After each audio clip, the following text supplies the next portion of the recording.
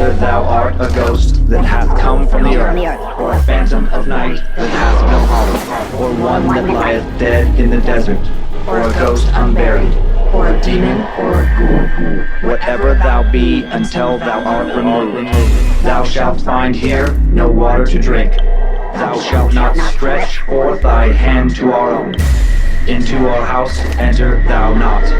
Through our fence break through thou not. We are protected, though we may be frightened. Our life you may not steal, though we may be scared to death. Welcome to the 7th episode of Scared to Death. I still can't believe there's 7 episodes. No, thank you. I'm Dan. Hi, I'm Lindsay. And we are excited to scare you. 'Tis the season to be terrified. Well, you're excited to scare me, and I am not excited to be scared anymore. Yeah, we'll talk about that later. Yeah, more at the end about the lack of sleep I'm getting and how pretty soon I'll be in a mental institute. I was a little worried that the show was going to stop just as it's getting going. Oh my God. Where Lindsay almost had a breakdown of sorts a few days ago. Yeah, so stay tuned after the episode to find out what's been going on. And sorry if my voice is a little scratchy. A lot of content. Recorded a stand-up special this past weekend. Yay! And just lots of shows and yeah, thank you. Lots of podcasting. Lots of stuff. Lots of talking. Lots of fun.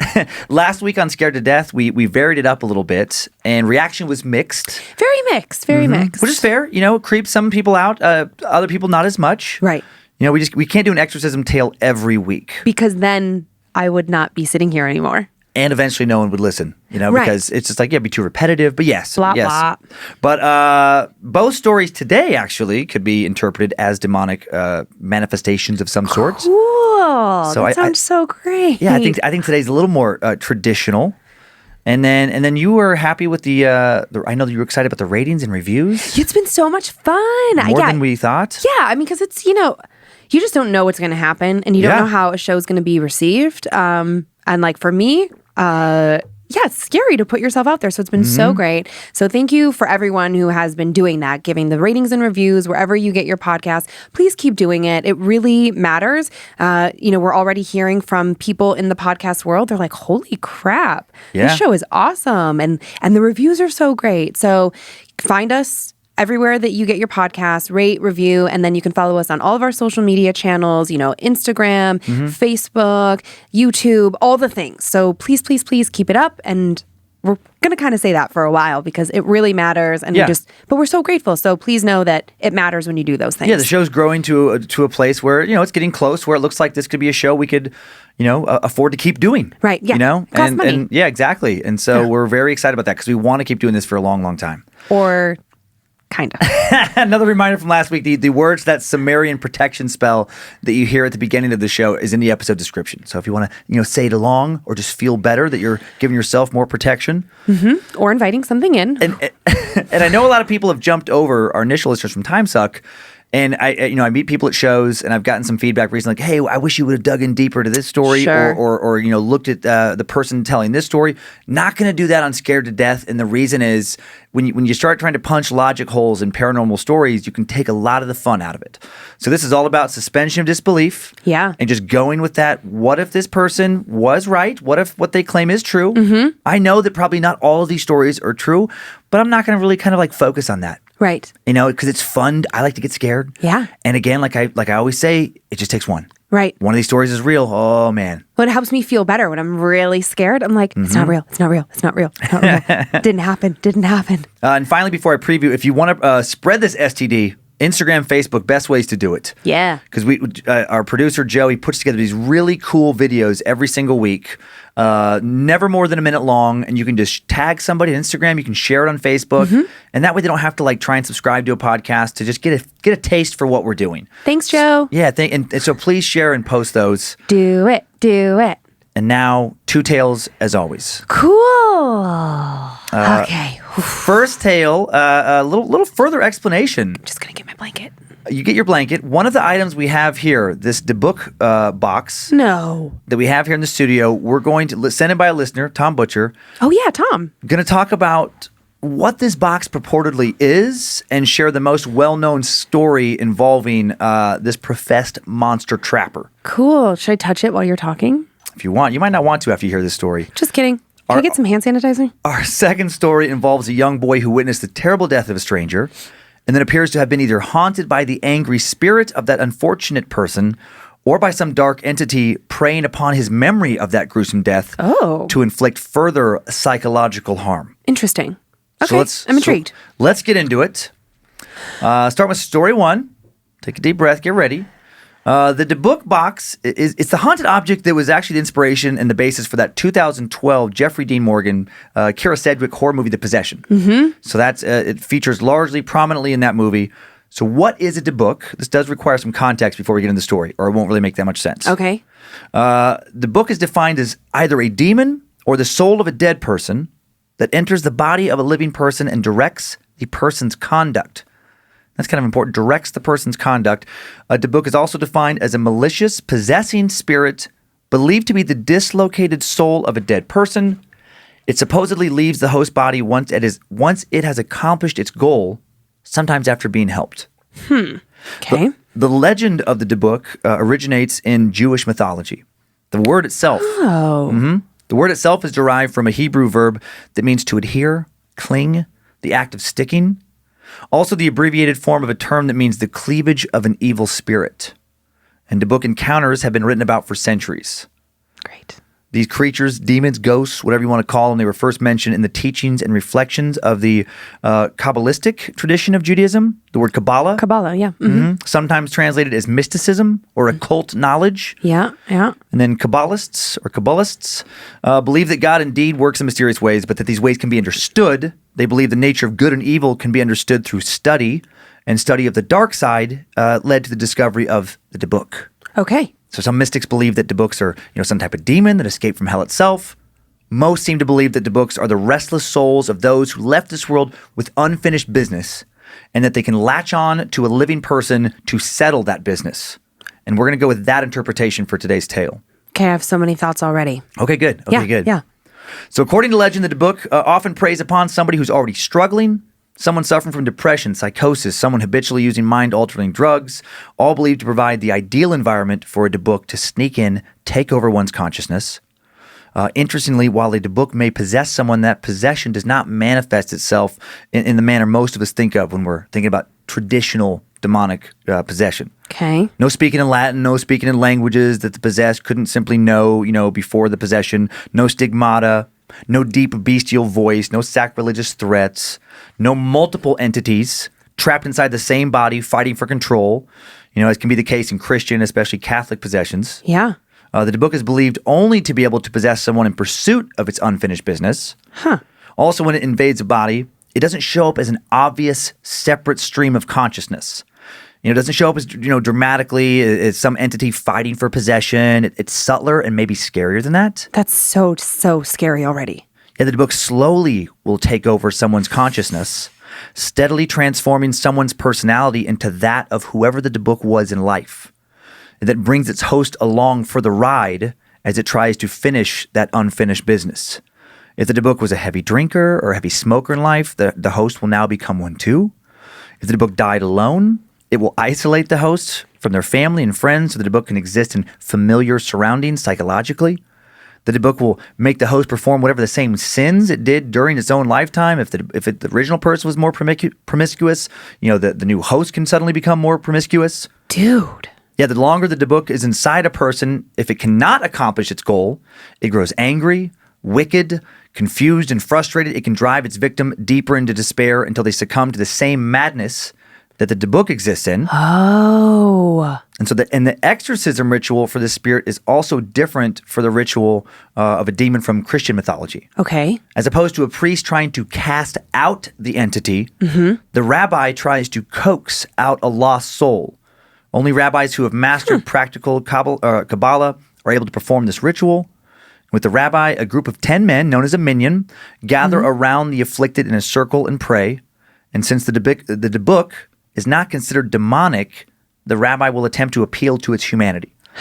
He asks the Dybbuk questions about what it wants from its host, why it's still here. The whole ceremony is meant to communicate with the spirit, appease it so it will willingly leave the person's body, and then the goal is to trick it into attaching itself to an object, the Dybbuk box. Oh, that's Dybbuk, where the box. The Dybbuk box, yeah. The end of the ritual, seals the spirit into the Dybbuk box, where it will remain until it, until someone opens it, until someone unseals it, and then it can be out and loose in the world again. Well, let's not do that. Okay, so that's all the info necessary in order to understand today's tale. Okay. Now I'm ready to tell it. Time now for the tale of Kevin Manases' Dybbuk box. In the 1930s, a Jewish woman named Haleva immigrated to America to escape the rise of Nazism. One of the few belongings she brought with her was an antique box, a family heirloom dating back many years, a small sealed wine cabinet she demanded no one touch, a small box she believed with all of her heart to contain a Dybbuk. And if anyone ever broke or opened it, if its seal was broken in any way, the spirit, angry before it was imprisoned, would be unleashed back into the world, free to attach itself to a new host. And yet that's the one thing you brought with you. That's great. In 2003, Haleva died at age 103 in Portland, Oregon. Wow. She protected the box she feared for over 7 decades, a box her children also feared, a box her grandchildren feared a little bit less, a box her great-grandchildren claimed to not fear at all, Shit. but weren't quite brave or curious enough to open it. After her death, Haleva's belongings were auctioned off at an estate sale. The antique dealer handling that sale, Kevin Manases, asked her family if they wanted to keep any heirlooms or personal belongings, such as the wine cabinet that was in nearly perfect condition despite being well over 100 years old. Haleva's descendants, just wanting to be rid of what was either a cursed relic or just an object haunted by nothing more than grandma's superstition, Yeah. assured Kevin they had no interest in it. Totally. The family also couldn't, in good conscience, not share their grandmother's story with Manases, so they told him about the Dybbuk and everything I told you earlier. Not being Jewish, superstitious, or a believer in the paranormal, Kevin took the box, the wine cabinet, back to his antique shop. Days later, a hysterical employee phones him from his shop while he is off at another estate sale. She said that when she showed up for work, she heard strange sounds coming from inside his office. Uh-oh. His office is where he'd placed Haleva's box. It sounded like someone was whispering. The whispering especially freaked her out because the doors of the shop were locked when she showed up and no one else was supposed to be in the building. Making things worse, Kevin's office was also locked inside the building and she didn't have a key for his office, not that she would unlock it if she did. When she tried flipping on the lights, nothing turned on. Oh, dear. She realized that all the light bulbs inside the shop had been smashed or exploded. There was a strange odor in the building. Kevin raced over to his store to find out what the hell was going on. He found the broken light bulb, smelled the strange odor, which he described as smelling like cat urine. Ew. He unlocked his office, found no one inside, nothing out of place. An inventory check revealed nothing had been taken. Couldn't figure out a logical explanation for what had happened. There was no signs of an intruder or a break-in, so who broke the light bulbs? Where did the smell come from? Kevin thought his employee must have just let the lights and the smell spook her and just mentally added the whispering voice. Men always denying that it's happening. And she was adamant. She was adamant that she had heard someone in her boss's office. Days later, she was still so freaked out by this that she actually quit. Yeah. She didn't feel comfortable working alone in that building anymore. Yeah, get the fuck out. Manases found the whole situation confusing, but he also thought his employee had grossly overreacted. Nothing had been taken. Why would anyone come into his office, unlock it without damaging the door, move absolutely nothing around in the room, then just sneak out after his employee left, lock up, somehow escape being seen when leaving the building before he showed up? None of it made any sense. True. A day or two later, Kevin decided to inspect the old wine cabinet. If it had really been sealed for over 70 years, God. it could have some really cool stuff inside. No. I might do the same thing. Of course you would. This is what he found. 2 1920s pennies, a lock of blonde hair wrapped around a cord, Ew. a lock of black hair wrapped around a cord, Double ew. a wine goblet, a dried rosebud, a candle holder, and a small statue engraved with the word shalom on it. Hello. It looked like items used in a ritual because that's exactly what they were. These were the items used by a rabbi long ago to trap the Dybbuk inside the box. At first, while Manases remembered what Haleva's family had told him, he didn't feel anything out of the ordinary examining the contents of the wine chest. And he left everything and shut the chest and didn't think anything of it. Nothing spooked him about this incident opening the chest. Of course not. Soon, though, he would become convinced that the box did hold something evil. A week or so later, Kevin began to have intense nightmares. Kevin. He dreamt of demons, he dreamt of hell, tormented souls, and the dreams which were especially vivid. One moment, everything could be as normal as a dream can be. The next, the face of whoever he was talking to would twist and contort. Their eyes would blacken or roll back in their heads.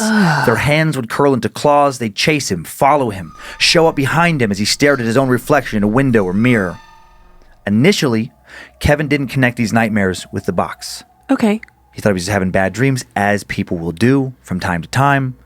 And he gave the box to his mother as a birthday gift. Oh, no. She had seen it in the shop. She thought it was beautiful.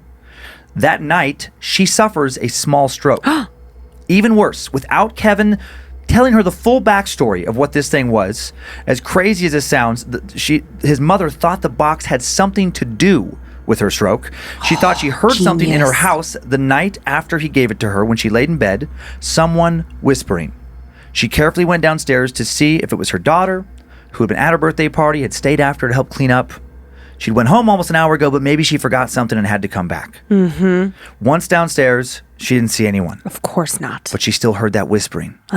Looking for the source of the sound, she walked right up to the Dybbuk box. The whispering stopped when she stared at it, and a chill went down her spine. It felt alive. I have the chills. It felt like it knew that she was there. And that was when she had the stroke. And when Kevin came to visit her in the hospital, she told him that she wanted the box gone by the time she came home. Totally. Kevin was spooked, but he also thought this can't be real. Kevin! He told his sister about it. She was even more skeptical than he was. And she said that if her mom didn't want it, she would take it. Oh my God! Get the fuck out, you people. No one believes, other than the mother now, that this thing has, any real possession inside of it, any real haunting. The next day, his sister brings the box back to his shop. Oh my God. She didn't hear anything, but she felt something no object had ever made her feel before. She also said it just felt alive. It felt wrong. It felt sick, strangely dangerous somehow. She had the first nightmare she could remember having in years. The nightmares. Kevin told his older brother now what had happened with his employee, told him about how scared his mom got, told him about this, how she attributed the stroke to this box, told him about how spooked their sister got. Kevin's brother said he'd take it. Oh, my Lord. He said he didn't even need a wine cabinet, but he would love to show the rest of the family how ridiculous they were being. No part of him believed this box was haunted in any way. Why? He returns to the shop the next day as well. Tells Kevin that he and their sister and mom must have gotten to him because he couldn't sleep, and he heard some strange sort of whispering as well. And when he walked into his dining room to look at the box and turned on the light, he could have sworn that he saw the box's shadow transform into the shape of a person, walk along the wall, and walk out of the room. Oh, no. Said it scared the shit out of him. Oh, yeah.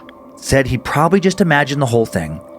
He was, maybe he was even dreaming, but he decided, what? He just didn't want to take any chances. He didn't want this thing. Yeah, get rid of it, man. He also said the dining room smelled terrible, smelled like ammonia. Like cat piss. Like cat piss. Same smell, Kevin's employee had noticed before. He laughed it all off, but Kevin could tell that his traditionally smart-ass, tough guy brother, was truly afraid of the Dybbuk box. I'm afraid right now. Kevin didn't know what to do. He thought about burning it. I mean, he'd already unsealed it, and whatever was in it was out, right? No. But something inside him told him not to do that. Do not burn that box. He felt like whatever was in that box was still somehow inside. Maybe now it was free to leave, but it hadn't left. And if he destroyed it, it would go find a new home, and he didn't want to risk being that new home. Uh-huh. He felt sick to his stomach for doing it, but he put it up for sale. Oh, dear. He just wanted to get it away from him, away from his family. He gave it center display in his shop, put such a good price on it that it sold just a few hours after he put it up for sale to a young couple that had moved into the area. And then he found it sitting in front of his store 3 mornings later with a note taped to it saying, "This has a bad darkness." I just got the chills. Now what is Kevin Manases supposed to do? He's afraid to keep the box, afraid to get rid of it. He still wants to destroy it, but isn't sure what's going to happen to him if he does. He ends up deciding to put it for sale on eBay, the online auction site, that night, and he does include an explanation of everything that had happened, again, for his own conscience. Okay. He doesn't want to give it to another unsuspecting person. He is now absolutely convinced that this thing is evil. It is. And it sells almost immediately. And then it sells again and again. It sold many times since. No way. Each owner reports supernatural activity. Many have reported the sounds and a strange odor. Finally, the cabinet sells to a man named Jason Haxton, Shortly after taking possession of the box, he begins to have health problems. No. His hair begins to fall out for no valid medical reason, at least none the doctors can diagnose. He suffers other health issues. Doctors are unable to determine the underlying cause. He'd been perfectly healthy before taking possession of the Dybbuk box. Get rid of the box. Also, on several occasions, light bulbs in his home blow out. A strange, nauseating odor fills the room. Like Kevin's brother and some of the eBay owners, he also starts seeing shadowy figures. The shadows. Hearing unexplainable noises. And then one night, Kevin awakens to find a strange, dark figure, possibly that of a woman, leaving his bedroom, just walking out of his bedroom. He jumps out of his bed, scared but curious, goes to the hallway, sees it turn the corner and walk into the living room. He sneaks down the hall after it, far braver than I would be. Yeah. Watches in disbelief as the figure seems to disappear into the Dybbuk box. Ha! Nope. The next morning, he tries telling himself it was all just a dream, but he knew better. No, get rid of that fucking box. Also, the wine cabinet doors will now not stay shut no matter what he does. It's out. Even when he firmly closes it, he hears it click shut. He'd later find them wide open. He does some internet sleuthing and is able to track down Kevin Manases, the guy who originally put it up for sale. Yeah. He contacts him, explains all that had transpired, begs him to help uncover the history of the box. He feels that's the key to stopping whatever is attached to it. Kevin and Jason reach out to Haleva's family, and her family put them in touch with an elderly cousin of Haleva's named Sophia. Sophia told them that her mother and Havela's mother had supposedly been playing with the Ouija board late one night when they were teens, over 90 years ago. It's always a Ouija board. The two Jewish girls inadvertently summoned a Dybbuk, and the family legend is that it took possession of Havela's mother, Beryl. Over the next few weeks, Beryl's personality changed substantially. She became obsessed with a woman from their synagogue who said she had stolen what was hers and that she had to pay for it. One night, she told Sophia's mom that this woman had taken her husband. She was a whore. She was going to poison her. Sophia told her parents, who told their rabbi, who brought in another rabbi to perform a ritual to coax a Dybbuk out of Beryl. Oh, dear. And that's exactly what they did. They were able to coax it out of her and trap the spirit inside of that cabinet. And then Beryl watched over the box the rest of her short life. She died in her late 30s. She knew it was her fault that this thing had entered this world, and that it was her responsibility to guard it. Before she died, she made her daughter Havela promise to keep watch over the box. And when Havela migrated to the U.S., she brought it with her. She managed to safeguard it, until her death. Okay, that makes sense. And so now what was to be done with this troubled spirit? Sophia, put Jason and Kevin in touch with a new rabbi. A new ritual would have to be performed to reseal the Dybbuk in a new box. Can you get it back? And quickly, this is the legend, quickly before it attaches to someone else, to another object. So that's exactly what they did. Days later, a rabbi, a circle of 10 men, the minyan, they pray around this box. Kevin and Jason, neither man Jewish, were not part of the ceremony, but they did witness it. Halfway through the ritual, they hear the whispering. They begin to smell the ammonia.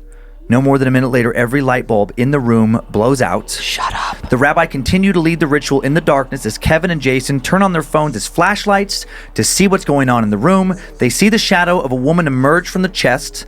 The whispering turns into a wail. She took him! She took him from me! She will pay with her life! Oh my God. The prayer continues as the troubled spirit screams, "Where is she? Where have you hidden her?" The confused shadow then begins to move towards the new small wooden box the rabbi had brought with him. A new Dybbuk box, a new trap. "No!" the shadow screams as it seems to be forcibly drawn towards the box. Its voice fades back to a whisper, then disappears entirely as the shadow disappears into the box that the rabbi quickly shuts and reseals. Wow. Or I guess seals. This is the new box. The rabbi instructs Jason, the last owner of the previous box, to hide this new box in an undisclosed location where no one can find it, no one can break it.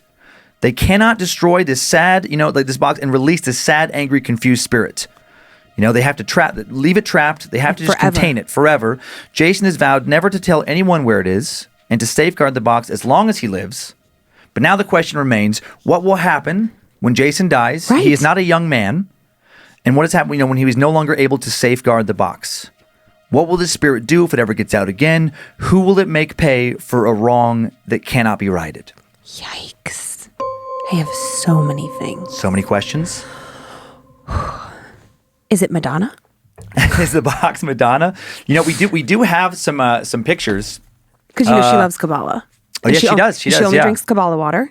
Oh, does she? Yeah, she's very kind of into blessed it. water. Yeah, I've heard that. But maybe she's pretty into it. This first picture is supposedly the box, the original. Oh, okay. The wine cabinet. Yeah, I was picturing something so much bigger, so I was a little bit confused. Okay. And I think it's decent size. Here, there's one more picture of this next one. Kind of shows, when you open it up, it's pretty elaborate. And there's some of the original items. So this is the one, obviously, that the guy got at the estate sale that then passed around many hands, and then was opened. The mom with the stroke, all of those things. Right. When you were saying wine cabinet, I was thinking like some a large, big one. Yeah, like a hutch or something. I guess just like a little mini. I mean, it's described as a wine cabinet. It reminds me of a tabernacle. Okay. If you're Catholic, tabernacle, they use it to, or like a monstrance also is another thing. It's like a monstrance. Let me go backwards. A tabernacle is a box, and it sits at the back of, if the altar is here and the priest performs here, it's usually behind him, and it contains leftover body and blood of Jesus Christ. Is a safe place for keeping it because they bless the bread and the water, right? And so when you have mass and it's not all consumed, it has to go somewhere. You can't just like throw it away. So it lives in a tabernacle. So it's like leftovers, basically, like a religious refrigerator. Nice. And then a monstrance is like there are times of the year when you pray and honor the host, and they get like a large one and they put it in this like beautiful, usually like gold display case. So it's kind of something in that world. Okay. I get it. I bet that wine cabinet, if we really dug into it, probably has some deeper religious meaning in the Jewish culture. Gotcha. Yeah, I bet you. Okay. So sorry for that long explanation, but like I'm sure that's what what makes sense to me. That's great. Yeah, because I didn't think of that. And then this next one, this I'm is, I guess, what you would look like. Now, this is real. This is... That is from the movie The Possession. That is the girl possessed by the Dybbuk. So that's their interpretation in that movie. But I thought, that's awful. Mm-hmm. But that's somebody being possessed by the Dybbuk. I guess I thought that it wasn't. Well, this is Hollywood. Right. Yeah, like not like more like a demon. I mean, some people do think it's demonic. And some,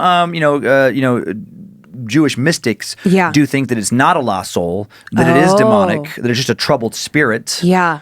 I mean, there's all kind of interpretation.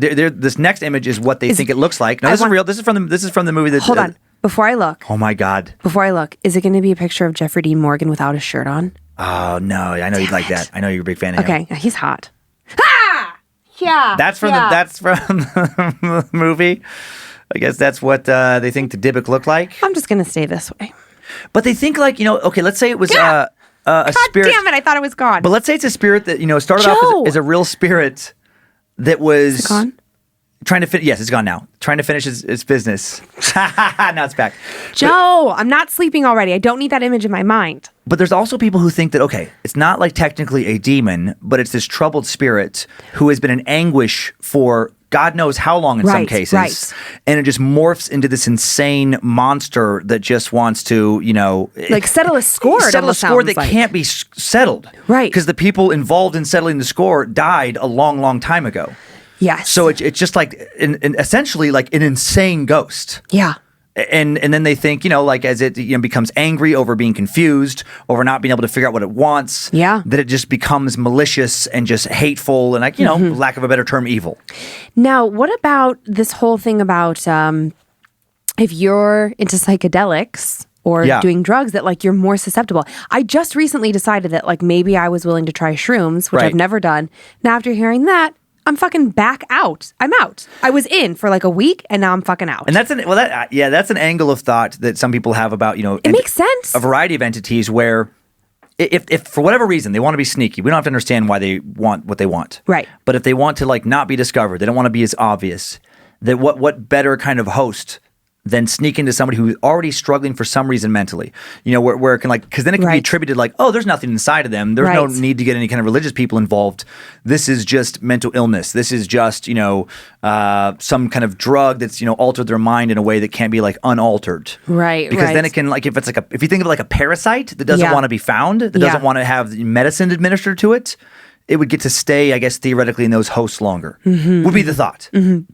But... And there's another school of thought that obviously that all of this is mental illness. Yeah. I mean, there's that. But like people who do psychedelics say that like, oh, well, it opens up all these like pathways in your brain and you go to a different level and la. I have said that I never want you to do acid because... Right, I've already done it. Because I don't want you to do it anymore, Dan, ever again. Because what if you don't come back? But what if all those people who didn't come back from a bad trip have Dybbuk's in them? Maybe that's what it is. Maybe. But what about this angle? What if I did go into some kind of demon hell landscape, and what if I was like, I feel like I finally fit in? What if I'm the happiest I've ever been? I heard our producer laughing. I mean, no. I don't even have an answer for that. Like, okay, my counter to that is, cool, I'll do shrooms, and I want a Dybbuk, and I want a slutty fucking Dybbuk, and then I'm going to fuck everybody, and then I'm going to say to you, like, I finally feel, like, loved and accepted and understood here. That might be super hot. How weird are we going to get? I was thinking, as usual, you should fucking listen to the women. What is it? I swear to God, these stories... The sister wasn't... She was a little skeptical as well. Until she spent one night with the box. Okay. Yeah, that's fair. And if they would have just listened to their mother. Listen. Why is that? Listen to your mom. Are women more intuitive? More intuitive, more susceptible, more open to it. I don't know. Easier to permeate. I don't know. Yeah, they are. You're welcome. Ball on the tee. Built for permeation. Okay. Now that we cleared the air a little bit, laughed a little bit. Oh yeah, and then you got the box there. Right. So if anybody wants to open our... I don't want to open that box after this story. I mean, because... Hey, let me finish what I was saying. Oh, sorry. Thank you. If anybody wants to open this box, I would just say, like, you can come here and get it and take it back with you to wherever you came from. It cannot be anywhere close to me. And then you can report back to us. What if somebody took that box and then we found out they were dead 2 days later? Okay, well, if you take the box, you have to sign a waiver.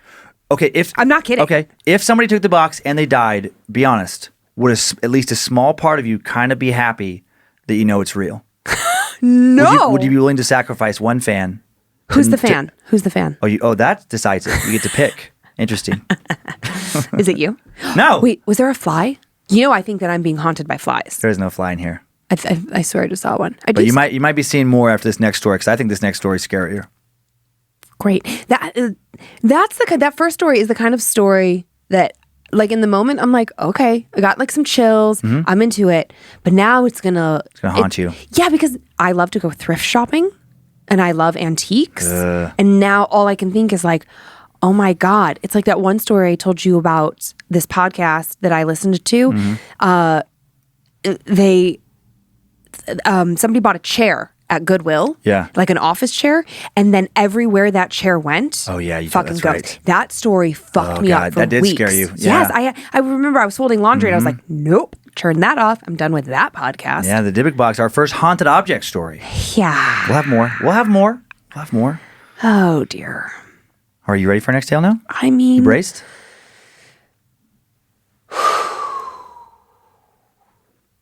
Okay. Get ready to get really fucked up. Thanks. Numerous, if not most, ghost legends are tied to tragic circumstances. Someone dies a terrible death. They're poisoned, shot, stabbed, pushed down some stairs, murdered in some other fashion. Perhaps they commit suicide after undergoing some great personal misfortune or betrayal or other trauma. And their anguished spirit remains trapped in some sort of purgatorial state.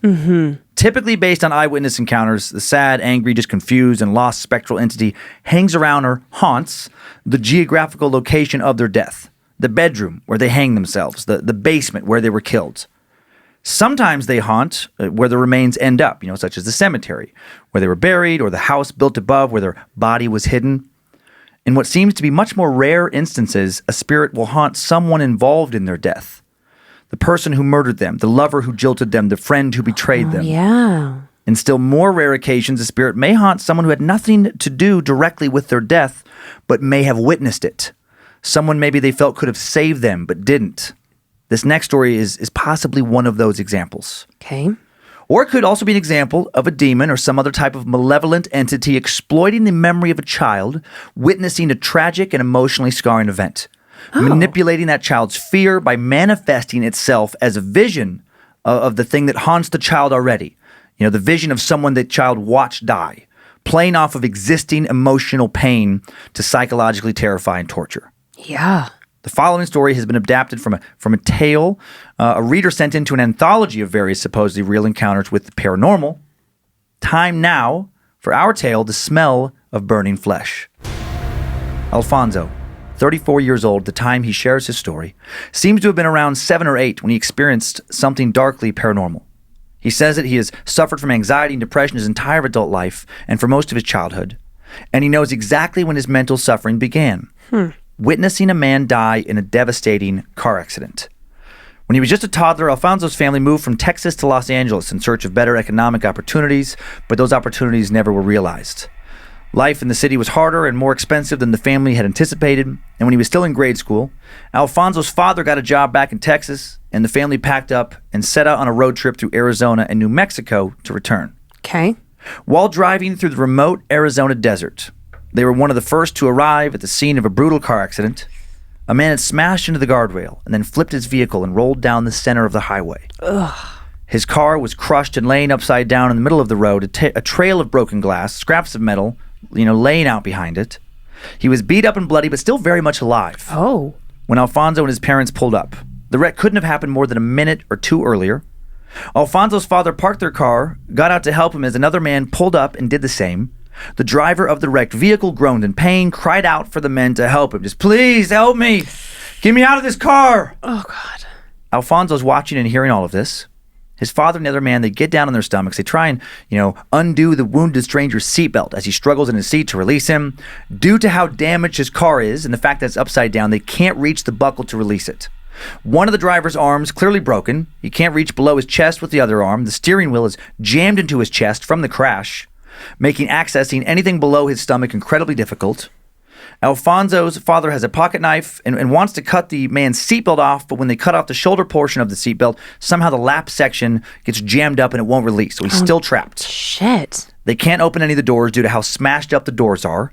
They quickly realize they're, going to have to kick this windshield in to get this guy out, and which is going to be almost impossible because of the fact that they need to lay down in order to do that due to the car being upside down. Right. It's hard to get the leverage needed to actually kick this windshield in. Also, this happens in a time before cell phones. So, they can't just call authorities from where they are, so they start to figure out who should drive where. Neither one of them are from the area, these guys trying to help. Where do you go to alert the closest authorities? That's when they first see the smoke. Shit. Yes, the driver understandably begins to panic when he sees it as well. Just please hurry, it's catching on fire. Oh, God. Get me out. Alfonso's dad desperately decides to just violently rip the guy out of the car. Oof. But when he yanks on this guy as hard as he can, the guy screams out in pain but doesn't budge. Like he is trapped in this car. Fuck. Then he sees the flames. Alfonso's mother yells at his father, telling him to get away from the car. Gas is leaking. The fire is moving pretty fast from the rear to the front of the vehicle. Alfonso's dad says, I'm sorry. Oh, God. He starts to crawl away when the driver grabs a hold of his shirt with his one good arm. Please don't let me burn alive. Oh, God. His father, smoke all around him, flames almost touch him, apologizes again, I'm so sorry. He tears loose of the man's grip, quickly gets on his feet, backs away as flames reach the driver, who begins to scream, Help me! Help me! His skin starts to burn. He seems to stare wild-eyed and in pain directly at young Alfonso. Or at least that's how Alfonso would later remember it. Oh, God. Everyone watches helplessly for what seems like an hour as this guy burns alive. Oh, God. It seems like he would never stop screaming. He quickly becomes completely engulfed in flames. He's still screaming. Jesus. Slamming his body violently around in a futile last attempt to escape. Finally, as his skin is blistered and cracked and bleeding, his skin, seeming to melt off of his, skeleton, he goes quiet, and then his body is still, and he just keeps burning. By the time the paramedics finally arrived, the car and the man inside had burned down just a blackened corpse, a big twisted pile of metal and glass around him. So sad. So sad. Alfonso says he still remembers the smell of gasoline, rubber from the tires mixed with the haunting smell of burning human flesh. After giving a statement to the highway patrol, Alfonso's father and the family start driving again. Young Alfonso, understandably, couldn't stop thinking about what he'd just witnessed. Oh, my God. Couldn't stop hearing the screams. Couldn't forget the smell. He laid awake for what felt like most of that night in the hotel room. Over the next few weeks, of course, he has nightmares. Yeah. And then the intensity of the memory slowly starts to fade away. And Alfonso has new problems now to deal with. After getting settled into the family's new house, Alfonso had gone back to school and he didn't fit in. When he started school, he's already a shy kid. Yeah. He finds himself even more withdrawn than normal when he shows up because he's fucking traumatized from this recent accident. Like PTSD. Mm-hmm. He doesn't make a good first impression with the classmates, so now he's kind of a social pariah. Oh. When he comes home from school, his parents, they're still at work, busy with new jobs. He starts spending most of his time alone in his world of imagination inside of his room, playing with his toys. It's his little sanctuary. Initially, that room, is a peaceful sanctuary. And then, he's a place where he can escape getting lost in his thoughts of, again, watching this guy die. I mean, what a traumatic event to witness as a young kid. But then after a few weeks, the energy in his room starts to shift. Somehow it stops feeling peaceful. Suddenly, in the midst of playing, he starts feeling what he would later describe as an oppressive force descend upon him. No idea what was causing it. No idea where it came from. Felt like it would surround him. He said it felt tangible. Like the way you can feel humidity stick to your skin on a hot Texas day. Soon this dark, heavy feeling began to make him feel physically ill. He'd feel sick to his stomach. And then after a few days of this going on, he actually starts to occasionally vomit from feeling so just sick to his stomach, this heavy feeling in his room. After a few days of complaining of constant stomach pains, occasional vomiting, Alfonso's parents decide to take him to a doctor. The doctor can't find anything physically wrong with him.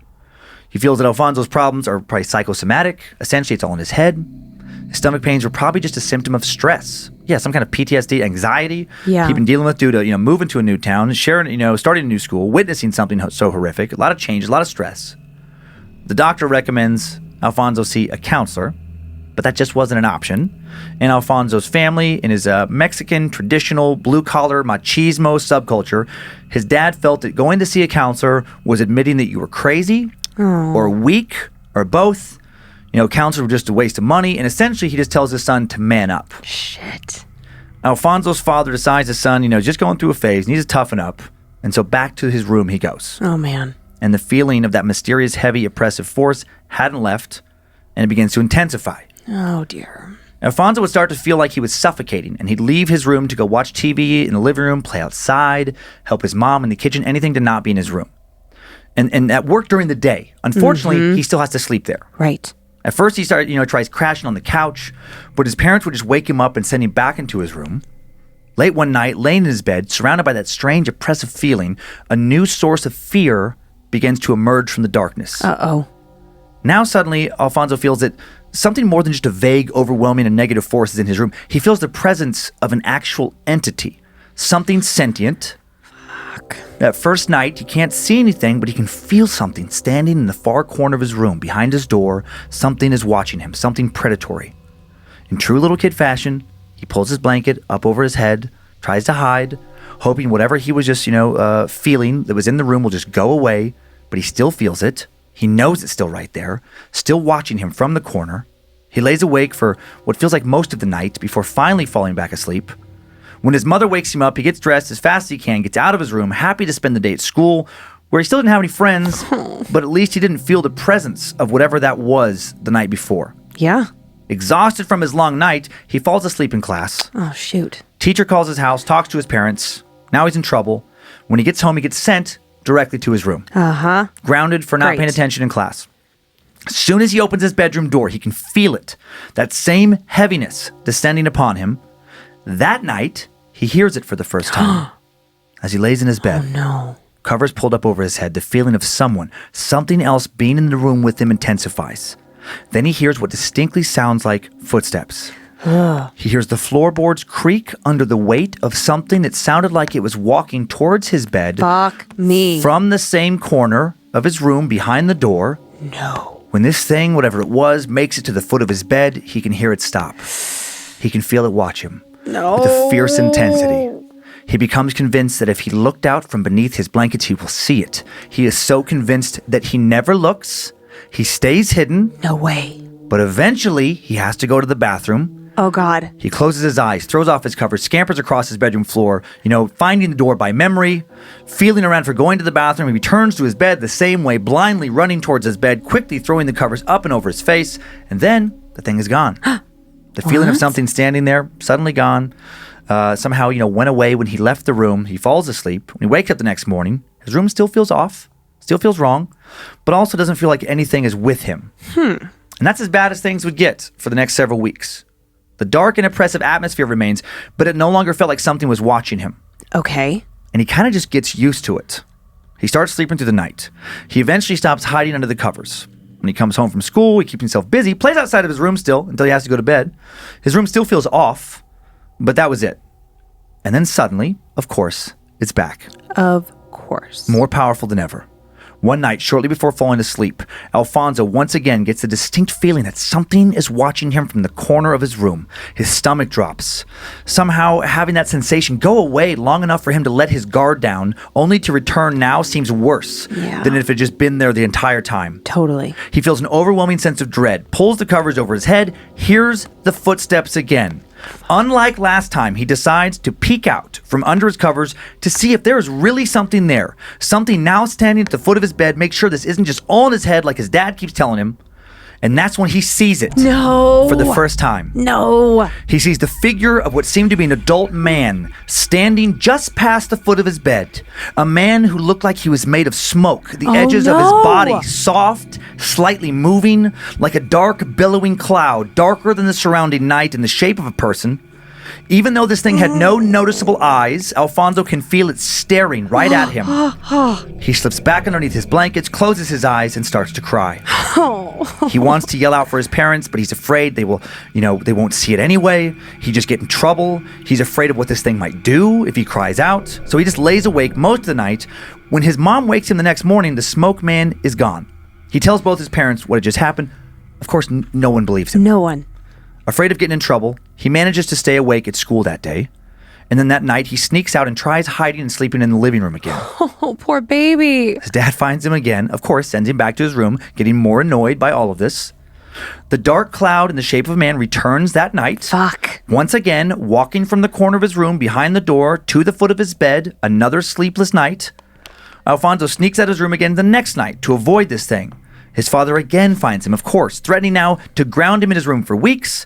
Alfonso just gives up on trying to escape after this. Sleeping under his blankets, the creature returns night after night. He just stays there, hides under his blankets, feels terrified. Oh my God. And just hopes it will go away. Occasionally, his mom will come to check on him. Sometimes walking in right when the smoke man is watching him, she never sees it. Shit. It goes on like this for several weeks, night after night. Then he hears it breathe. Oh no. After hearing it walk from the corner to the foot of his bed, after feeling the thing stare, he hears raspy breathing. Alfonso pulls his blanket down just far enough to look at it, and he sees the man again, made out of dark smoke, but now the smoke begins to drift away. Behind the smoke is the body of a man, nothing monstrous, something that seems so real. Just an average-looking adult, no dark, black-eyed children eyes, no red shadow person eyes. He looks a little bit like one of Alfonso's teachers at school, actually. Short, a bit pudgy, roughly Alfonso's father's age, short, dark brown hair. And that was the way he looked, and the way he looked at Alfonso, also terrifying. He stares at Alfonso with the most intense anger and hate that young Alfonso had ever felt. Alfonso meets his gaze is immediately basically hypnotized. His body freezes. He suddenly can't move or make a sound. He just lays there for what feels like an eternity, locked in a paranormal staring contest of sorts with what seems to be the ghost of a man who despises him. Yikes. After what seems like hours, the man turns, walks back to the corner behind the door, and vanishes. What? The next morning, Alfonso's mom is the one that comes into his room to wake him up. When she comes in, he's like broken. He's sobbing. When she touches him, he jumps. Oh, his eyes are dear. wide open with fear. Like he seems like he's had a breakdown. Yeah. Suddenly scared, his mother asks him what has happened. He tries to tell her, but she can't even make out what he's saying because he's like hyperventilating. Basically, he's crying so hard. His mom is worried that he really has some kind of like mental breakdown. He's like, that he's gonna have to go. This is really severe now. This is my future. Right.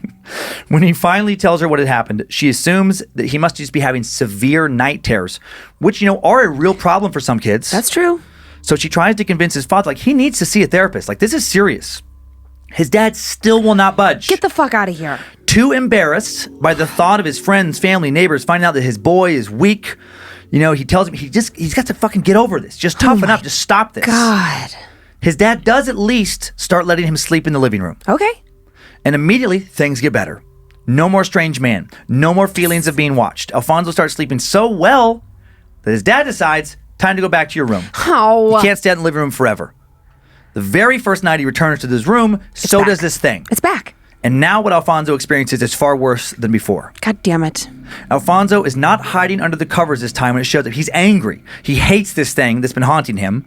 What has he done to deserve this? Why him? He summons all of his courage, tries to be tough like his dad wants him to be. And he keeps his eyes on the corner behind the door. He waits for the son of a bitch to return, and sure enough, he does. Suddenly, the heavy atmosphere of dread intensifies. It feels tactile again. Like a malevolent mist settling on his skin. And then the man, not surrounded by smoke at all this time, walks directly out of the corner of his room, his face contorted in a look of rage and hate that intensifies, with Alfonso's, presence right there. He locks eyes with Alfonso as he walks to the foot of the bed. Or, I'm sorry, it seemed to have intensified, like, with his absence. Like, once he was gone for a few while. Now it's like this guy's, like, pissed or what this thing is. How dare you leave me? Then as Alfonso sits once again paralyzed with fear, the smoke returns, starts to rise up around the man, billowing, swirling around him. Then the man opens his mouth, and the most anguished scream Alfonso had ever heard pours out. It's deafening. He waits for his mom and dad to come burst into his room. This had to have woken them. Probably woke up half the neighborhood, but no one comes. Even worse, as the man screams, the flesh on his face begins to split. Blood begins to pour out. A familiar scent fills the air, the smell of burning rubber, human flesh. The man's skin begins to bubble and blister and blacken. His blood begins to boil. His eyes literally melt, shriveling up in their sockets until only black, hollowed-out pits remain. Gross. His hair smokes, sizzles, disappears. Sizzling flesh begins to fall off of his bones. Ew. His face, soon his face is just a skull with a few blackened piece of meat clinging to it, and he is still screaming. No eyes, but he is still staring. The moment he stops screaming, his bones fall to the floor in a pile. Alfonso, it's like a spell was broken, finally begins to scream himself, and his parents do hear that. Yeah. His mother rushes into the room, tries to console him. He tells her that everything, that had just happened. She tries to convince him it was just a bad dream. He's just having these nightmares. Then his dad comes in, and God. his dad sees two burnt, darkened spots on the hardwood floor beneath his bed. They look almost like footprints, like someone burning had been standing there, and he could still smell the smoke. No way. For the first time, his parents, both of them, now take Alfonso seriously. They talk to their priest, who comes over, blesses both their home and Alfonso. They also call upon a bruja, who comes over and cleanses the home again. Bruja is like Spanish for like a witch. Oh, okay. Or a bruja, a practitioner of brujeria, which is like a blend of occult folk magic and Catholicism. I want one. Between the priest and the bruja's cleanings or cleansings, it works. The man's gone, as is the heavy and oppressive feeling. Yes. Alfonso's father apologizes over and over for not taking his son seriously. Also asks his son to describe in detail, what did this man look like? And the answer made his father turn as pale as a ghost. Because his son described, as you know, as you would guess, in perfect detail, the man who had begged Alfonso's father to save him before being burned alive. Yeah. And while the ghost, or whatever was in Alfonso's bedroom, is never returned, he's still haunted by that car accident. Well, yeah. He says that he still, when he closes his eyes, he can see that man burning away to nothing. He can still hear his screams. Worst of all, he can still smell his burning flesh. Ugh. Yeah. Yeah. That's a crazy story, right? Yeah. Did I ever tell you about the time that I saw a guy crash his motorcycle in LA and go flying? No, you saw it happen. He I saw died. 2 really bad motorcycle wrecks. And that's like in my mind, it was just kind of like playing. One, I wasn't driving. I was in the car with somebody else. And, every state, I didn't know this, but every state has different laws about how you can operate a motorcycle, meaning some places, you have to stay behind cars, like just as if you are a car, but other places you can bob and weave. And in LA, you can bob and weave. And this guy was just trying to, get through some really sticky traffic on the, I think we were on the 10. And the next thing you know, you just see the bike and him. And I mean, an ambulance came, but you're crawling through traffic. So, I mean, I don't know if he made it. And then another time when I was living with you, you know how you would go across, I think it was maybe Pico, like across town, and you go underneath the bridge over, like the overpass as if you were passing like CAA and Century Mm-hmm. City Mall. There's that weird little kind of like hill, and there's, I know. there's like the Ralphs on the right. Yeah. I can picture exactly what you're talking about. And I remember coming up to that little spot and Avenue of the Stars. That little right area. over there. Yeah, exactly. And I remember coming up to it, and there was a bike, a motorcycle splaying out, and a like a tarp over a body. Oh man. I saw one motorcycle thing. I mean, there's if anybody living in LA listening to this, I mean, odds are if you've lived there long enough, have seen something similar. Oh yeah, it's inevitable. Because those motorcycles are constantly whipping in between traffic at crazy rates of speed, because they can technically be able to do that, but it's so dangerous. And people are always on their phones and not paying attention, especially in traffic. I mean, I've been guilty of that, where you're sitting there, you go fucking 10 feet every minute. And you're like, well, I might as well fuck around my phone. I'm fucking bored out of my mind. What's happening on Facebook today? And I saw, I could see in the distance when I was coming back from Burbank, when I was working up there at the Victory Empire Plaza. And going across, I can't remember the name of the freeway. I'm terrible. But cutting across that Burbank with the freeway that cuts to the 405 to drop down. Like the 170? Maybe the 170. Yeah, maybe the 170. Yeah. I'm terrible with the numbers. But anyway, I could see the traffic. There was no the 134. Yes, the 134. I think it was. Yeah, there was no traffic coming towards me at all. I'm like, well, that's weird. Yeah. Like, there's never at this time. This is like 3, 4 o'clock in the afternoon. Like, there's Should never be bumper no to bumper. cars. Yeah. And then in the distance, I could see just a wall of cars and a bunch of police cars in front. And then in front of the police cars, just one motorcycle on its side and one body way out in front of the motorcycle. Yeah. Not moving. Man. So, it's like it didn't look good. No. That story's terrifying. Yeah. Oh my God. Truly. I mean, I've never seen anybody die. But can you imagine watching someone die in that way? That would be like my worst nightmare as just a human, just as a person, a citizen, like seeing an accident and wanting to be able to help somebody and then not. Mm-hmm. I actually thought it was going to get worse. I thought that the dad was also going to be trapped and they were going to burn together. Oh, wow. Yeah, I see that. Yeah. Yeah. We have a few pictures, of course. Of course. First picture, this is no picture of that story, but this is maybe what the kids saw. This is like a entity that's on fire, the face of like some burning skull thing. This is just from a short horror film called Burning Man. Okay. This next one is from a movie that you and I saw. This is a burning person from Hereditary. Oh, yeah. So maybe that's kind of like what he saw at the foot of his bed, something catching on fire and I guess the smoke. Toni Collette was in that movie, right? Yeah, that's her right there. Yeah. I love that movie. I remember. You didn't like it as much. Yeah. I thought it was scary. Yeah. Joe, our producer, he thought it was scary. Well, you guys are weenies. Here's another Burning Man picture. This is Joe and I in Burning Man. That's awesome. I was waiting for a Burning Man picture. Did you guys get married? We got married in Burning Man. Oh, you guys are such a lovely couple. Thank you. That guy on my right looks like a weird version of Pee Wee Herman. Like a well-fed Pee Wee Herman? Yeah. Can you see it in the face? Yeah, Paul Rubin a little bit in the face. I just love there's so many pictures to choose from Burning Man. And then my very favorite Burning Man of all time, and this is truly, I'm not making up, my favorite when I think of like a burning guy, I go back a little ways, but I think of this. This is... that's Fire Marshal Bill, Jim Carrey, A Living Color. Oh, that's so great. Let me tell you something. How's it go? Let me tell you something. God, he is I tried to do that all the genius. time as a kid. Oh my God. One of the funniest characters in show history. But that guy, he's always on fire. How are we not watching that with our kids? Oh my God. Kyler would be shitting his pants laughing. Okay. Yep. We're Put it on the list. Putting that on the list. Let's move it up in front of Third Rock from the Sun. For sure. I would. Oh my God. So good. Oh my so God. Good. So what do you think on this? Going back to this Alfonso story. Do you think? I mean, obviously there's an argument that it was all in his head. But the footprints. If that was part's true that his dad smelled the smoke too, that makes it a little harder to think it's in his head. So let's say it's not in his head.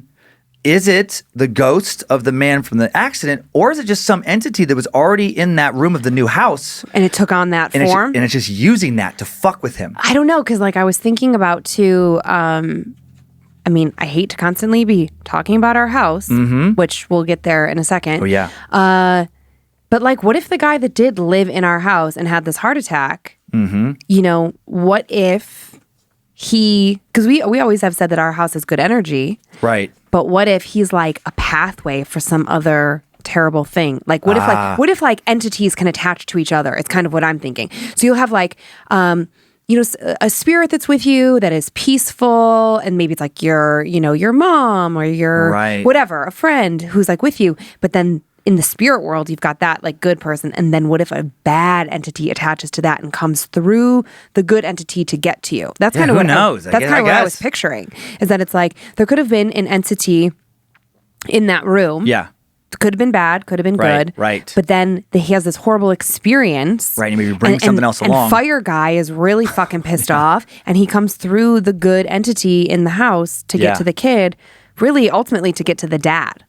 Right. As like a fuck you. Like, I also was thinking like, you didn't save me. Well, now I'm going to fucking take your kid from you kind of thing. That just gave me the chills. I didn't even, for some reason, think about that possibility. Yeah. Because I was like, well, why wouldn't it go after, why wouldn't it go after the dad? Well, it's like, if I was some furious, evil, hateful thing, it's like, what's worse than that, going after their kid? Yeah. Eesh. I know. I don't know. And it's I'm surprised, actually, in that specific story. I understand the cultural decision to not go to therapy right away. I can't believe they just didn't start praying all the time. Yeah. Like, why weren't there a shitload of Our Lady of Guadalupe candle? Oh, yeah. I didn't even know what was coming today. But yeah, I mean, like, why weren't there prayer candles? Why weren't they going to church? Like, that seemed weird to me. I think because they just didn't buy it at all. I think because they thought like, well, he's stressed out from the move. They knew what he had just seen. Yeah. I mean, I'm sure they're talking about that. Yeah. But, I would imagine, because I was wondering, like, at what point, put it in our own lives. Let's say, let's say, like, same thing. We see something like that. God, I just thought about something. Go ahead. Kyler Monroe see me try to pull somebody out of a burning car. I can't do it. The person dies in front of them. And then they start claiming they're having, like, these crazy nightmares. I would think, well, yeah. Yeah. Of course you're having crazy nightmares. Think about what you just saw. It would take me a long time to think that it was paranormal. Do you remember that one terrible thing that happened that Kyler's still upset about? What? No. That time that we were at Dodger Stadium and you didn't catch that. You didn't catch that fly ball for him. The haunting of Dodger Stadium. Oh my God! Well, now I gotta say the story. This is ridiculous. It is funny that Kyler is still irritated by this, and I'll explain why I didn't do it. Yeah, we would go to Dodgers games and we're sitting in the front of like the upper deck. Or maybe like the mid deck. Whatever, doesn't matter. Yeah, but doesn't like matter. High Doesn't up matter. But high and up. Towards the front. Foul ball shoots up our way. We're back behind like first base, and a foul ball shoots back towards our way, and it did come. I was like, oh my God, this is actually coming right towards us. Yeah. And I went to reach out for it like over the railing, but then I had just read a story that right before that happened. It was Texas Rangers. I think it was in their ballpark. I think so. Josh Hamilton, I think, was the outfielder that was doing it. Some guy went to reach for a ball that going towards him in the outfield, and he reached too far and he fell to his fucking death. Yeah. So I started to reach. So I'm like, I'm not gonna die. Going for a foul ball. And then if I would have just reached like 3 inches further, I would have caught it. Yeah. And Kyler has been upset for years. Do you know who? That was his one chance to get a foul ball at a baseball, and he's just like, you could have just grabbed it. You could have easily grabbed it. He was upset, really upset the rest of the game. Like older men of a previous generation aren't afraid to do that. Because like my dad caught foul balls for me at the old Cleveland Indian Stadium. I know. If my dad or my grandpa, I'd be hearing it even worse. Oh, yeah. If my grandpa could just hear what I just said, he'd be like, oh, my God. So dramatic. Oh, you hear about one person dying. It is scary though, because it's like you're at the edge and you didn't have, here's what I'll say in your defense. You didn't have like a hat to like reach out to give you those 3 extra inches. You didn't have a mitt, like nothing. It was just you. And there's a reason I didn't just tear shit up in high school athletically. Well, it's because I didn't want to I'm mention not an amazing athlete. Because after it was all said and done, it would have been very easy to grab it. Maybe. I didn't have to reach out that far to grab it. If I would have been somebody with better understanding of depth perception and hand-eye coordination. Yeah, well, that's fair. You're also not good at parking cars, so that's like depth perception too. It all makes sense to me. Now let's talk about you. Oh my God!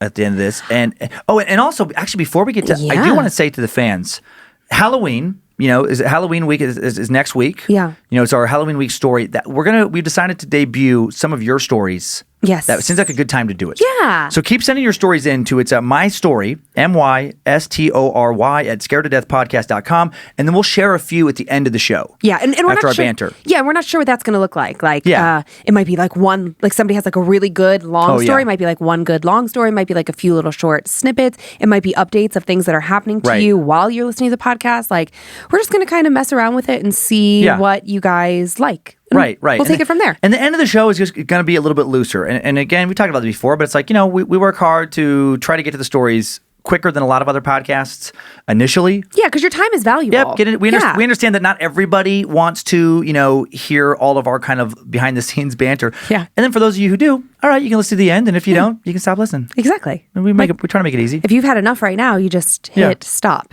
Please don't complain about banter at the end of the show. I know, that'd be a weird thing. 1 star, don't like the banter at the end. If only my finger worked. If only I knew how to use the stop button. Also, one little announcement for any of our local Coeur d'Alene Spokane listeners. I don't know if you saw on my social media, my personal social media at Queen of the Suck on Instagram, I am working with a restaurant on 4th Street, 10 over 6, good friends of ours, TJ and Craig and Mama. And we're doing something for Operation Gratitude. Operation Gratitude, go ahead and Google it and check it out for your own peace of mind. But really what they do is they do care packages for troops. And every time they do a care package, they throw in a handful of candy. As you can imagine, Halloween's a great time to collect that candy. So that's the drop point. Yeah. If you have excess leftover Halloween candy, your kids go trick-or-treating and you just don't want the candy, whatever, you can take it to 10 over 6 from now until November 1st, maybe November 2nd if we have to, and just hand it off to them and they will get it to me and then I will ship it off to Operation Gratitude, who puts together these care packages. So that's for our local listeners.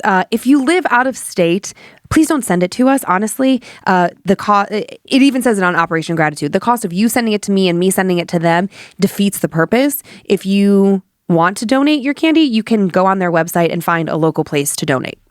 So perfect. Yep. Good job. Good job, Helpy Helperton. Helpy. Okay. Now we're going to talk about how the show almost ended because you were losing your goddamn mind when I was gone. Okay. So last week, a week and a half ago, Dan was in Tampa.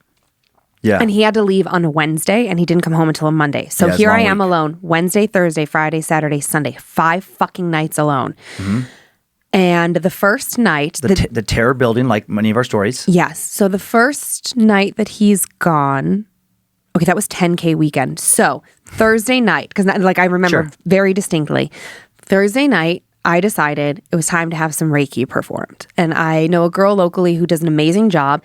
And I was like, okay. And what is Reiki? Because Reiki is an energy cleaning, cleansing, balancing. So they...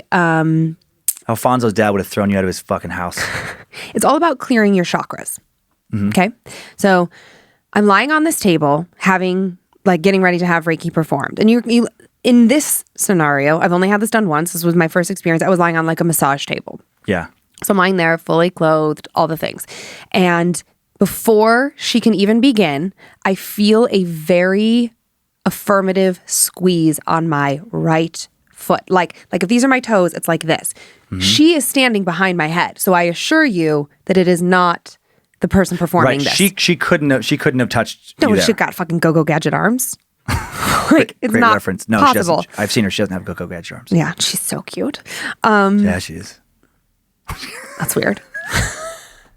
I mean, she is. But yeah. But anyways, so I feel that, and I'm like in my mind already. I know that there's a ghost that is like the resident ghost in the building that she works in. I think his name is John. I can't remember. He's like an old man. Practically everyone who works there who's seen him, blah, blah, blah. Yeah. So I'm like, okay, just let it go. So she does the whole thing. And I am... Why do they call him John? I think that's the guy's name. They figured out it was like the guy that like owned the building. Oh, like, Jesus. Okay. It's a whole thing. Okay, anyways. So I'm lying there. And I can be skeptical. Like I'm open to these things, but I can definitely be skeptical. So I'm like, okay, like what's she doing? Is she just waving her hands over my chakras, like saying weird? I don't fucking know what's going on. I have my eyes closed. And so she's working her way down. I feel nothing. She gets to the chakra that's like around like your upper belly area, and it is suddenly incredibly hard for me to breathe. My breathing becomes very shallow, like there's a weight on me. And I'll just speed to the end to let you know that chakra is a chakra that has a lot to do with your self-esteem and your like thoughts of like how you feel about yourself. So of course, like I don't have great self-esteem. So of course it's hard for me to breathe. Like she's clearing out the negative energy that weighs me down in that area. But then I'm like, maybe I'm just like, I'm overthinking it. I'm doing this to myself. And I'm not smirking at your self-esteem. I'm just smirking at like, I know. I'm open to things on this show, paranormal. I have to fight eye rolls when I hear chakra talk. I know. And we've talked about this. I mean, Dan has told me, like, if I start bringing home crystals and burning patchouli, like, I'm fucking out. But I want everyone in this studio to have Reiki performed because I want you to have a comparison. Yeah, I want I've never done it, so I'm shitting on it without knowing what it's like. And I totally get it. Okay, so heavy weights. Now we're like, my hands were resting like across my belly button, if you will. Like I was just like lying on my back. Okay. And she gets to like the next chakra. And I don't even like, I'm not so well versed in this. I think there's 9 chakras? I don't even know. I have 40. That's hot. That's hot. That's, yeah. They call me 40 chakra guy. 40 shock. Okay, so it gets down to the lowest chakra. This is my life. I can never tell you a story. I'll stop. It's so funny. But she gets to the next chakra and my arms start to feel like they are on fucking fire, just from my elbows to my fingertips, like so hot. And in my mind, I'm like, what is happening right now? Like so weird. And I'm still trying to like, nope.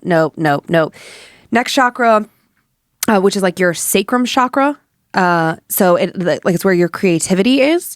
That was like when like my hands were on fire. Okay. So I get that. Then she goes to like the left leg or like to the legs, like my left leg. She's got her hand on my leg and I feel really, really heavy, like weighted down. Like it's a very bizarre feeling. Next, like I feel like, I'm like, am I fucking floating? It was so trippy. I wasn't high. I hadn't had any booze, like nothing. Like this is all very weird. She does my feet. We get to the whole thing. We get to the end.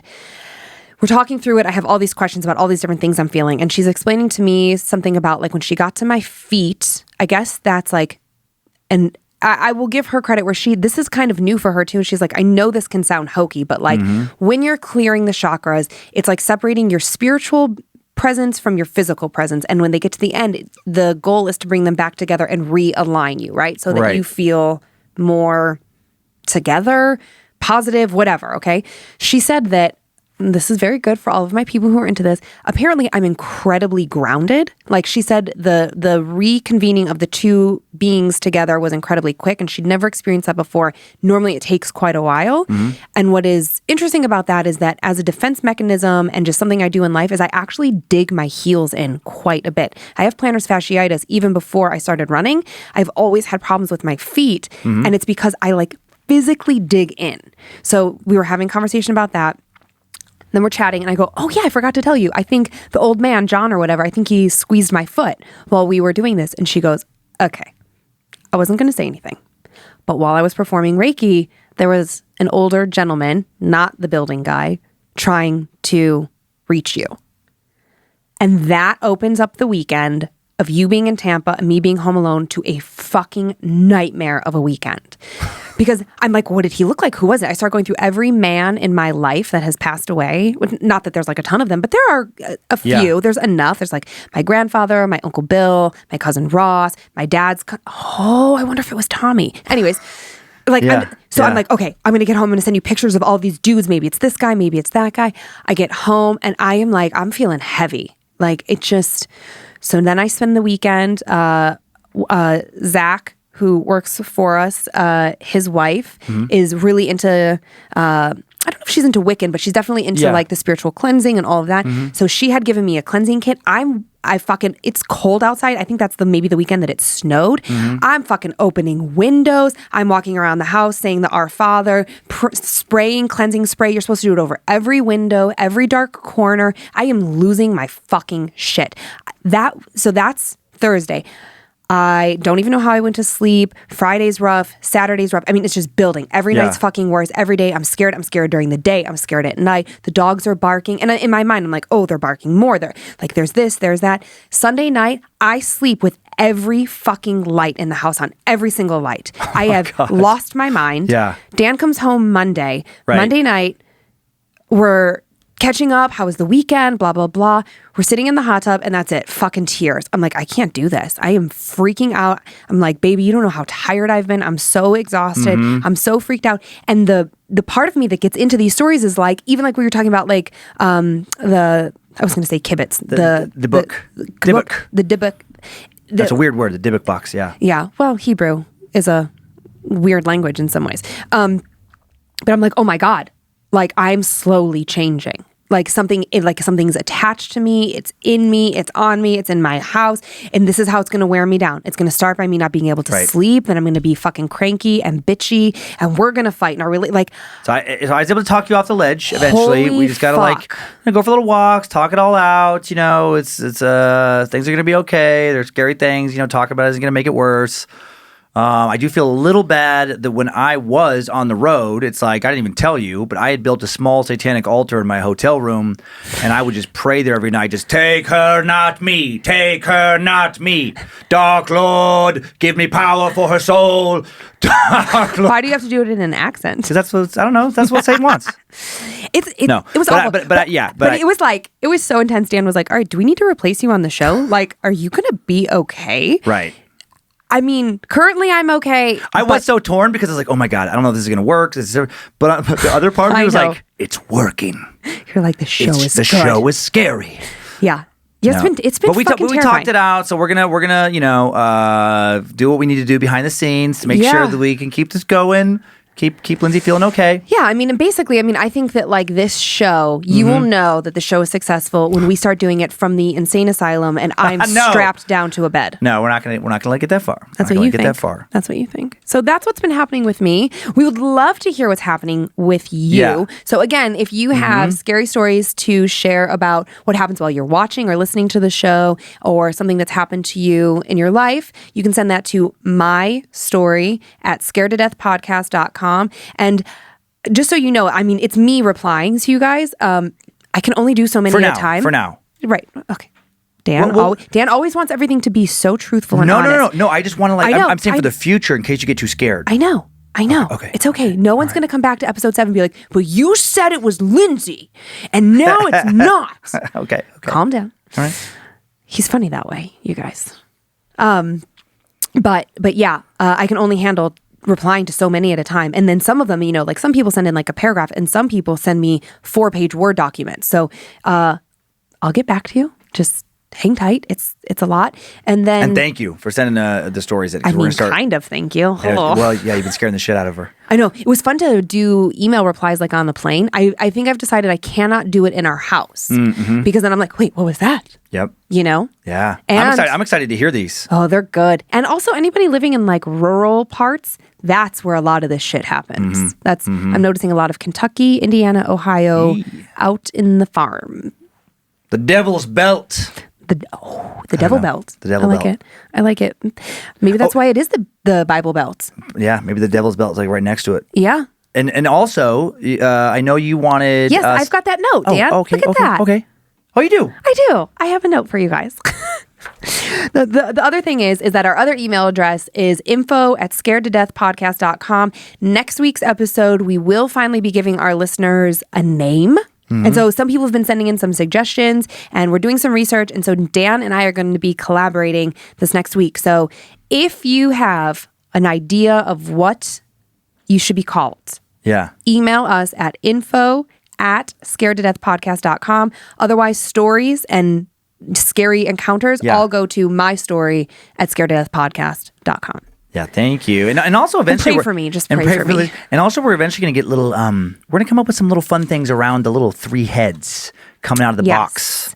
Yeah, we have part of our logo. We have some names for them that we'll reveal eventually. Yeah. And they're each getting their own little backstory. So we'll have a little mythology. They're coming alive. Just like the Burning Man was coming alive more and more in Alfonso's room, these little figures seem to be taking on little lives in our heads. The guys that made our logos, Danger Brain? Alfonso. You started talking and I was like, please don't say he moved to Florida. Please don't say he moved to Florida. Wasn't Danger Brain Alfonso. Don't say he has a brother named Sebastian. I was freaked out. Well, thank you so much for continuing to spread the show, and let other people know about it, and continuing to watch and have fun. And we hear more and more tales of like the co-watching, which I love. People like laying in bed, watching it on YouTube. Ooh, you know what would be so fun? What? If you have like a virtual reality set or like those like augmented reality for things. YouTube. If you were lying in bed and you could, I won't be doing that, but you can. So this is a Bad Magic production. Thanks to the Bad Magic Productions team, Harmony Vellicamp, social media, Joe Paisley producing, directing, Zach Flannery helping as well.